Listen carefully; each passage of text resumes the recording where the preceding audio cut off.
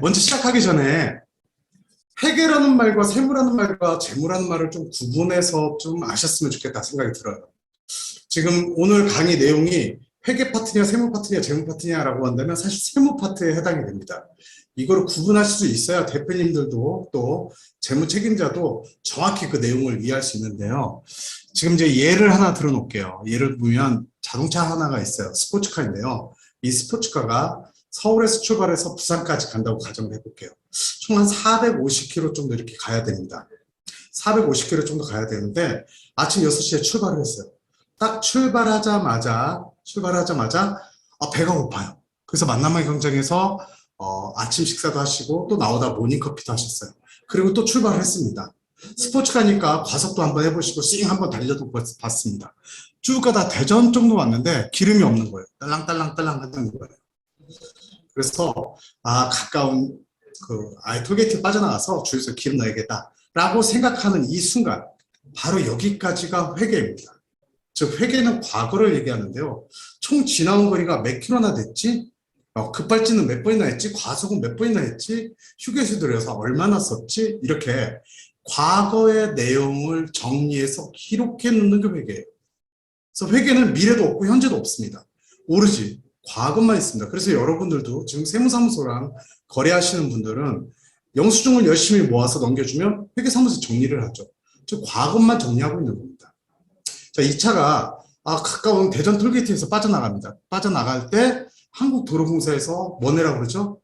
통행료 내라고 해요. 근데 이 통행료의 기준은 스포츠카가 과속했으니까 더 내라, 아니면 중간에 돈을 썼으니까 깎아줄게, 이런 기준이 아니죠. 무슨 기준이에요? 오로지 거래 기준이죠.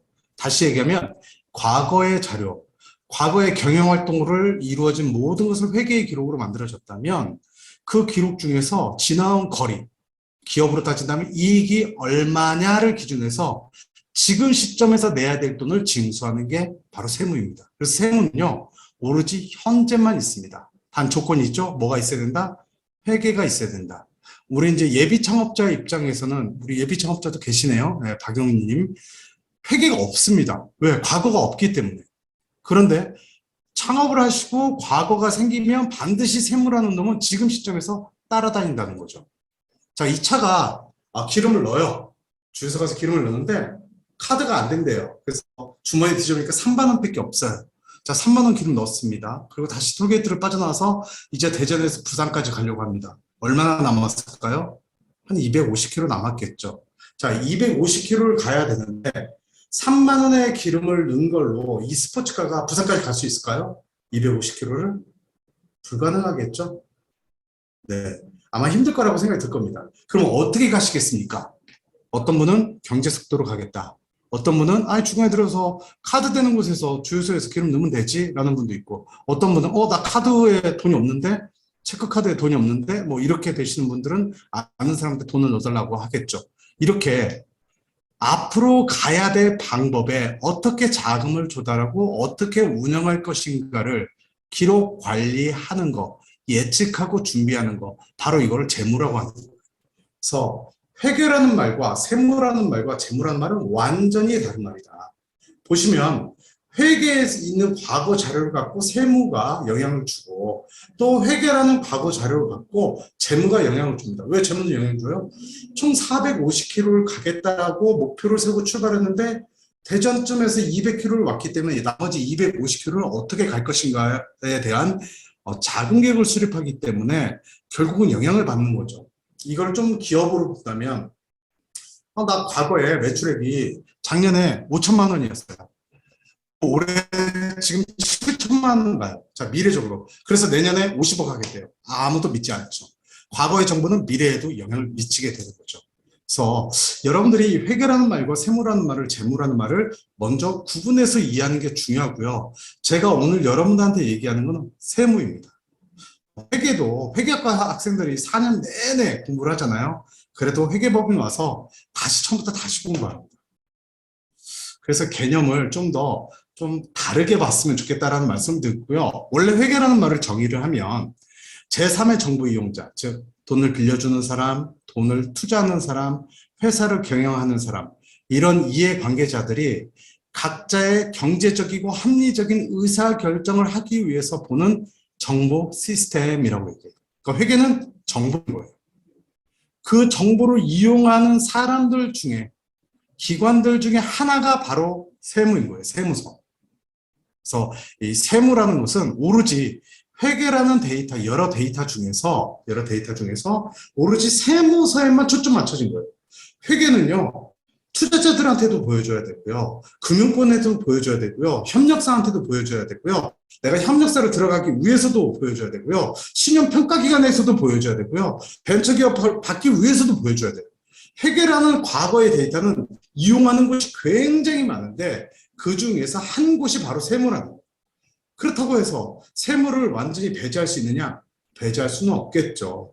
그런데 제가 왜 이걸 강조하냐면 우리가 세무를 하기 위해서 회계를 하는 것이 아니다라는 걸 여러분이 알았으면 좋겠어요. 특히 창업하시고 나면 세무사무소에 맡겨놓잖아요. 근데 세무사무소는요, 세무사라는 자격증이 어떻게 만들어졌냐면 우리나라에는 원래 일제시대가 넘어가면서 계리사라는 자격증이 있었고 이 계리사는 세무와 재무를 다 했어요. 회계까지. 세 가지 영역을 다 했는데 국세청에 있는 직원들을 보니까 세무는 내가 전문가인 거예요. 그래서 세무사라는 자격증을 따로 만들자라고 만드신 거예요. 그러시면서 세무사는 목표가 어디까지냐면 과거의 회계 자료를 가지고 세무 대행을 하기 위해서 한국도로공사를 딱 지나갈 때 톨게이트를 빠져나올 때 통행료를 계산하는 데까지가 세무의 역할이에요. 여기까지가 세무의 역할이에요. 그러면 여러분들이 앞으로 우리는 재무적인 관점도 있어야 되잖아요. 재무적인 관점에 대해서도 여러분들이 고민할 필요가 있다는 거죠. 한 가지 예를 들어볼게요. 대표님들 채팅창에다가 답변을 달아주시면 좋겠는데요. 대표님들한테 이런 질문을 합니다. 회계사무소에서 딱 우리가 창업한 지 1년, 2년 됐는데요. 사장님, 이번에 세금이요, 1,000만 원 나와요. 근데 50만 원으로 줄일 수 있어요. 사장님 어떤 거 선택하시겠어요? 라고 질문을 해요. 그럼 대부분 당연히 50만 원 선택한다. 이렇게 얘기합니다. 근데 이제 다른 질문을 드려볼게요. 사장님, 세금이 1,000만 원 나오는 방법이 있고 50만 원 나오는 방법이 있습니다. 자, 근데 1,000만 원을 나오면 앞으로 투자 유치 못 해요. 입찰 못 봐요. 금융기관에서 돈 빌릴 기회 없어요. 그런데 50만 원 나오는 세금 방법이 있어요. 제가 거꾸로 얘기했어요. 50만 원 세금을 줄여서 낼 수 있는데 입찰도 못 보고 투자도 못 받고 금융기관 돈도 못 벌려요. 그래서 50만 원 적게 낼 것인지 아니면 1,000만 원 세금을 낼 건데 입찰도 볼 수 있는 기회가 있고 입찰도 그리고 투자도 받을 수 있고 정부 지원 자금, R&D 다 받을 수 있는 기회는 있어요. 여러분이라면 1,000만 원 세금 내시겠어요? 50만 원 세금 내시겠어요? 1번 1,000만 원 세금 내겠다. 2번 50만 원 내겠다. 다시 1번 1,000만 원 세금 내고 R&D 신청하고 정부 지원 자금 또는 투자자 금융기관을 만날 수 있는 기회를 갖겠다. 아니면 2번 50만 원 세금 내고 다른 게 다 포기하겠다. 네, 지금 김병성님, 박영희님, 또 주혜랑님 다 1번 선택하셨어요. 맞아요. 1번 선택해야 돼요. 그런데요, 여러분이 지금 의뢰하고 있는 세무대리, 세무사무소는 목표가 어디까지다? 세무신고까지예요. 그래서 사장님들의 세금을 적게 내는 데까지만 초점이 있어요. 그런데 대표님들은 어느 관점까지 가야 되느냐? 재무라는 관점도 가야 돼요. 앞으로 지속 반복적인 비즈니스를 하셔야 되기 때문이죠. 그래서 여러분들이 회계나 세무에 대한 내용을 정확히 알고 계셔야 돼요. 사업 안 한 분들은 관심 없어도 돼요. 근데 이제 사업을 하시려면 결국은 회계자료, 세무자료가 그 이외의 투자자나 또는 그 이외의 정보 이용자들한테 제시를 하기 때문이라는 거죠. 그런 관점에서 여러분들이 정확히 말을 구분해서 이해했으면 좋겠습니다. 자, 그러면 제가 오늘은 세무에 대해서 한번 말씀을 드리도록 하겠습니다. 네. 세무, 세법은요, 크게 5가지 구분으로 볼 수 있어요.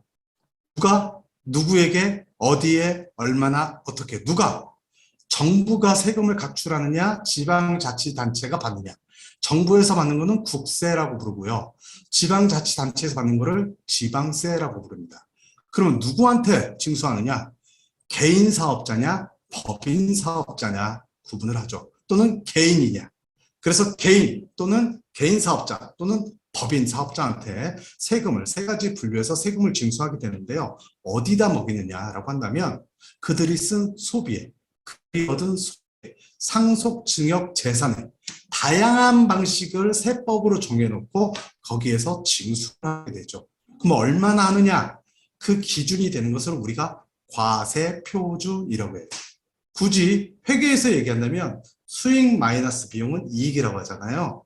그 이익에 대해서 세금을 기준으로 하기 때문에 이 기준 금액을 과세표준이라고 하고요. 어떻게 징수하느냐? 국세징수법 또는 조세범 처벌법에 의해서 관리 통제를 하게 되죠. 좀 더 깊이 들어가면 세금의 종류는요. 국세와 지방세로 나눈다. 국세는 정부에서, 지방세는 지방자치단체에서 만든다고 그랬어요. 또 국세도요. 내국세와 관세. 혹시요. 제가 이렇게 마우스 움직이면 마우스도 보이시나요? 아, 네, 알겠습니다. 자, 내국세가 있고 관세가 있습니다. 이거는 뭐냐면 내국인들을 대상으로 하는 세금이 내국세. 관세는요. 수입 수출에 관련된 세금이 관세입니다. 그래서 이 청이 틀려요. 내국세는 국세청에서 관장하고 관세는 관세청에서 관장하죠. 우리는 대부분 국세청에서 관장한 내국세에 해당이 됩니다. 그 중에서도 직접세, 간접세, 목적세가 있는데요. 오늘은 제가 아마 직접세에 대한 얘기를 대부분 할 예정입니다. 그런데 일부 간접세에 대한 부가가치세를 설명을 또 같이 드릴 예정인데요.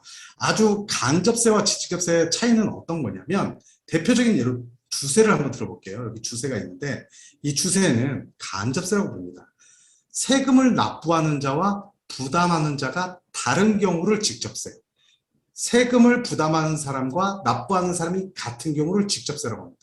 예를 들어서 내가 돈을 벌었어. 그리고 내가 세금 낸다. 이걸 직접세라고 하죠. 그런데 주세 같은 경우 볼게요. 주류를 만드는 주류업자가 누룩, 효모 뭐 이렇게 해서 증류를 해서 딱 술을 만들어요. 그러면 이거를 국세청에 신고를 합니다. 저 1톤 만들었습니다 라고 신고를 하면 1톤에 대해서 그러면 주세를 내 라고 고지를 하죠.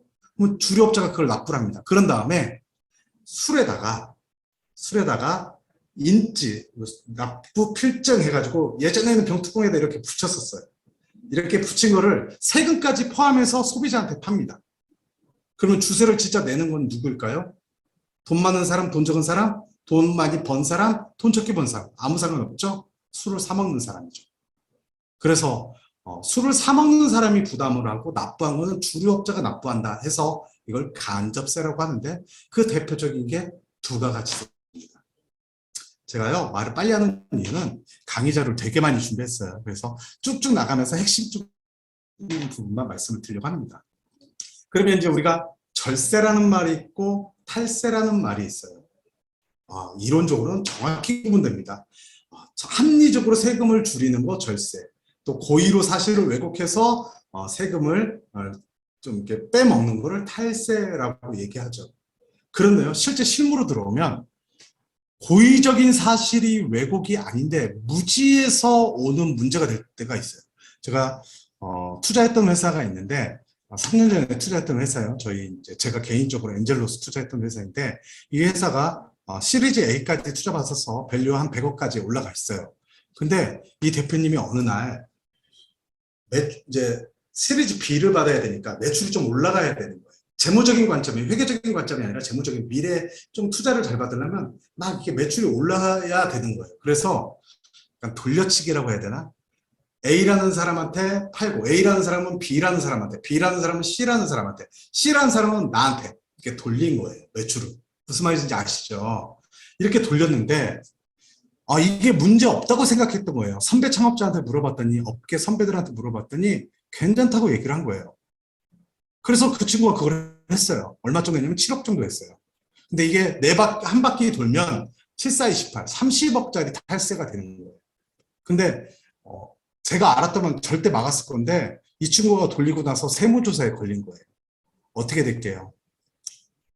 바로 조세범 처벌법에 의해서 3억 이상의 탈세가 있는 경우에는 바로 구속이 됩니다. 그래서 이 친구 바로 구속됐어요. 더군다나 법원 가서 잘못했습니다 라고 하면 되는데 정말 이게 잘못인 줄 모르고 이게 왜 큰 잘못이라고 생각하는지 잘 모르겠다 이 한마디에 법정 구속이 돼버렸어요. 그래서 갑자기 그날 연락이 와서 저한테 회사 좀 맡아달라고 그래서 제가 강제적으로 한 6개월 동안 회사를 대신 경영을 잠깐 해준 적이 있습니다. 그러면 이제 이 회사는 앞으로 투자를 받을 수 있을까요? 대표자의 신뢰성 문제 때문에 시리즈 B, C 이렇게 올라가기 힘든 상황이 벌어진다는 거죠. 얼뜻 보면 큰 문제가 아닌 듯 보일 수 있지만 세금 때문에 다른 일이 문제가 생길 수도 있어요.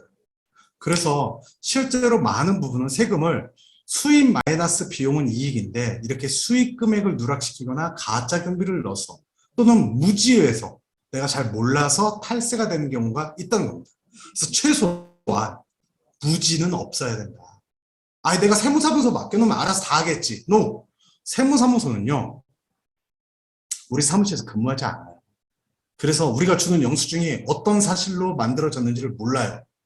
사장님의 경영 철학 몰라요. 비전 몰라요. 그들은 오로지 세무 대리, 여러분이 준 영수증을 갖고 신고만 대행해 주는 거고 모든 책임은 누가 져요? 누가 질까요? 네, 사장님들이 집니다. 왜 그러냐면 우리나라 세무제도는 자진신고 납부 제도입니다. 자진신고 납부 제도란 뜻은 알아서 신고하고 알아서 납부하세요. 책임은 누가 지는 거예요? 사장님이 지세요. 그럼 세무대리인들은 그들은 말 그대로 대리만 했기 때문에 책임성이 없다라는 겁니다. 그래서 사업을 진행하면서 각각 내부 부서에서는 그게 회계팀이든 또는 대표님이든 또 창업 초기에는 대표님들이 관심을 가질 수밖에 없죠. 그런 부분에 대해서 좀 더 집중적으로 학습하실 필요는 있다라는 겁니다. 지금도 이제 제가 이렇게 상호를 보니까 거의 대부분 법인이시고 개인 사업자도 몇 분이 있으십니다. 법인 기업과 개인 기업의 큰 차이는 뭘까요? 세무를 알려면 기업의 조직 형태에 대해서 먼저 아셔야 돼요. 우리가 기업이라는 말은 일어설 기를 쓰죠. 업업자를 쓰고. 그래서 회사를 세운 것을 다 기업이라고 부릅니다. 그런데 개인 기업과 법인 기업을 쪼갠다는 뜻은 뭐냐면 즉 자연인, 사람이 태어나면 출생신고를 동사무소에서 하면서 주민번호가 나오죠. 그리고 자연인이죠. 법인은요. 법에서 인정한 인격차라고 해서 그 자체를 사람으로 봅니다. 대표님이 대주주이시고 또 대표이사로 돼 있다 하더라도 이미 그 법인 자체가 뭐다? 사람이다라는 거예요. 그래서 개인 기업은요. 우리 이제 지금 보니까 바디듀 홍가은 대표님, 또 박진목 대표님, 이런 개인 샤일로 대표님, 이런 대표님들은 또 YKS 조현주 대표님 같은 경우는 내가 돈을 버는 걸 갖고 그대로 통장에 빼서 애들 등록금을 내든 술을 마시든 아무도 뭐라고 안 해. 세금만 내면. 그런데 법인 거는 법인 돈을 빼는 순간 이거는 횡령이 돼요. 왜? 법인이라는 사람 돈이기 때문에. 그래서 법인일수록 회계관리, 세무관리를 더 철저히 하셔야 된다는 거고 그래서 오히려 법인기업을 대외적으로 신뢰성이 높은 거로 보는 거죠. 그런 관점이 먼저 이해를 하셔야 되고요. 그래서 나중에 상거래를 하시더라도 개인으로 할 때는 개인 통장에 넣어줘도 되지만 법인과 거래할 때는 대표님 통장이 아니라 꼭 법인 통장에 거래를 해야 될 필요성이 있는 거죠. 또 하나, 투자자들은 개인 기업에 투자를 절대 안 합니다. 왜 그럴까요? 제가 만약에 조현준 대표님 앞에 화면을 켜주셔서 감사합니다. 그래서 대표님 이제 얼굴 보면서 강의를 하는 건데 대표님과 저랑 제가 대표님한테 투자를 했어요. 이런 순간 무슨 문제가 생기냐면 개인 사업자는요. 무한 책임이에요. 그 얘기는 뭐냐면 상거래할 때 대표님이 끝까지 책임져요. 근데 제가 대표님한테 투자를 했습니다. 그러면 저는 동업자일까요? 투자자일까요? 대표님. 조현주 대표님. 동업자로 가야 되겠죠? 맞습니다. 개인이니까. 맞아요. 이게 가장 큰 문제예요. 동업자다 보니까 대표님이 상거래 금액을 안 갚으면 제가 다 갚아야 돼요. 그러니까 투자자들이 투자를 할까요? 법인 전환하시라고 얘기하는 거죠. 법인한테 투자를 한 거지 대표님한테 투자한 꼴이 아니기 때문에 법인한테. 그래서 유한 책임, 내가 투자한 데까지만 책임을 진다라는 의미인 거죠. 자, 그러면 세금은 어떨까요? 세금도 마찬가지예요. 이제 세무 강의니까 세무 쪽으로 살짝 접근하면 개인 기업은요. 지금 이렇게 7단계였다가 올해 바뀌면서 8단계로 바뀌었습니다. 그래서 세율이 45%까지 갑니다. 이건 어떻게 세금 계산하냐면요. 직접세 개념인데요. 예를 들어서 매출액이 1억인데 원가가 비용이 8천만 원 들어갔어요. 그러면 2천만 원 남죠. 그러면 2천만 원이면 여기에 해당입니다. 1200에서 4600. 2천만 원 곱하기 15%를 합니다. 그러면 300만 원이죠. 300만 원에서 108만 원을 뺍니다. 그러면 얼마죠? 192만 원? 192만 원이 소득세가 되는 이런 구조예요. 만약에 내가 10억을 벌었다. 그러면 42%. 그러면 4억 2천에다가 3,500만 원 뺍니다. 그러면 3억 9천 뭐 이 정도 세금이 되는 거죠. 세금이 굉장히 많이 나와요. 그렇지만 많이 내더라도 나머지 돈은 어떤 식으로 써도 상관없다라는 게 개인 사업자의 특징이라고 한다면 법인 사업자는요. 수익 마이너스 비용. 내가 10억을 매출했는데 8억이 원가야. 그럼 2억 벌었어요. 그럼 2억 벌었던 세금은 어떻게 따지느냐? 2억 원 이하는 그냥 10%. 10%. 10억을 벌었어요. 그럼 어떻게 될까요? 아까 여기서 10억을 벌었을 때 세금이 약 대충 4억 정도 됐어요. 여기는요. 10억 벌었어요. 그럼 어떻게 따지느냐? 2억 원, 2억까지는 10%. 그러니까 2천만 원. 나머지 8억에 대해서는 20%를 적용해요. 나머지 8억에 대해서. 8, 26, 1억 6천. 합치면 1억 8천인 거예요. 그럼 법인은 세금 얼마? 1억 8천. 개인은 얼마? 4. 몇 배수 쳐요? 개인 기업이 훨씬 많이 내죠. 그러니까 사장님들 뭐래요? 세금 적게 내려고 법인으로 바꿔야겠어. 이렇게 생각하셔요. 그게 아니라는 겁니다. 왜냐? 법인이 내는 세금인 거예요. 법인이라는 사람이 내는 거예요. 예를 들어서 우리 주 KWS라고 한다면 주 KWS가 세금을 내는 거예요. 그럼 그 안에 속해 있는 대표이사는 근로자는 아니지만 임원으로서 월급을 받겠죠. 또 주주로서 배당을 받겠죠. 그러면 배당 받은 금액과 월급 받은 금액은 요소의 세율로 적용받는 거예요. 세금 몇 번 내는 거예요? 2번 내는 거예요. 2번. 직원들도 다 이 세금 내는 거예요. 그래서 사장님들이 세금 때문에 개인으로 가느냐 법인으로 가느냐가 아니라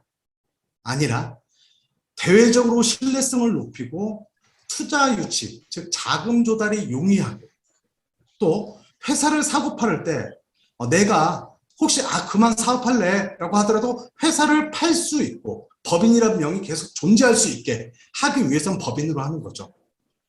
그렇지만 개인 기업은 폐업하는 순간 사업은 종료되는 거예요. 그래서 개인 기업과 법인 기업을 세금 때문에 결정하지 마세요. 내가 가야 될 미래 경영 철학과 비전에 초점을 맞추는 게 되게 중요하다. 그럼에도 불구하고 여기서 포인트는 개인 사업자는 세금이 많다. 그래도 4억이라도 내봤으면 좋겠다. 그죠? 그 정도 됐으면 좋겠죠? 네, 돈 많이 버셨으면 좋겠습니다.